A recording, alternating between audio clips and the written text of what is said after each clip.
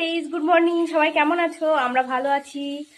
ভালো বলতে আমাদের শরীরটা অতটা ভালো নেই, জ্বর হয়েছে। তো তোমাদের এই ঠান্ডা গরমের পরিস্থিতিতে কে কেমন আছো একটু কমেন্ট করো। বুঝতেই পারছো নাকে কথা উঠে গেছে, কেমন ভাবে কথা বলছি, ঠান্ডা লেগে আছে।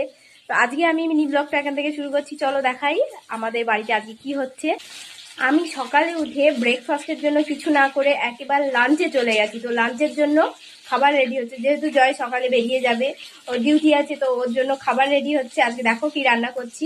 আমি এখানে ঢ্যাঁড়স আলু সবজি কেটে রেখেছি, আর এখানে মাছ ভাজা হচ্ছে, কিছুটা ভাজা হয়ে গেছে আর কিছুটা ভাজা হচ্ছে।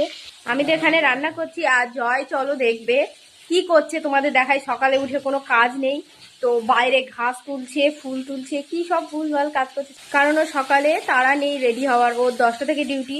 তো ওর জন্য ঘরের সামনে ঘাস হয়েছে, পরিষ্কার করছে। চলো দেখাই। দেখছো এই যে কি করছে, খালি গায়ে একটা জামা পরেনি, বাইরে বৌদিদের দেখাতে এসছে বডি। আর এখানে ঘাস পরিষ্কার হয়ে গেছে চারিদিকে। এই তুমি বডি দেখাচ্ছ? কোন বৌদির দেখাচ্ছ? তোমার বডি কেউ দেখবে না। ছি ছি, জামা পরো আগে, কেমন লাগছে?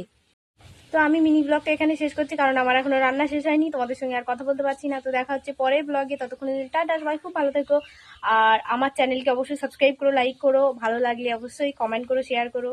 Bye bye.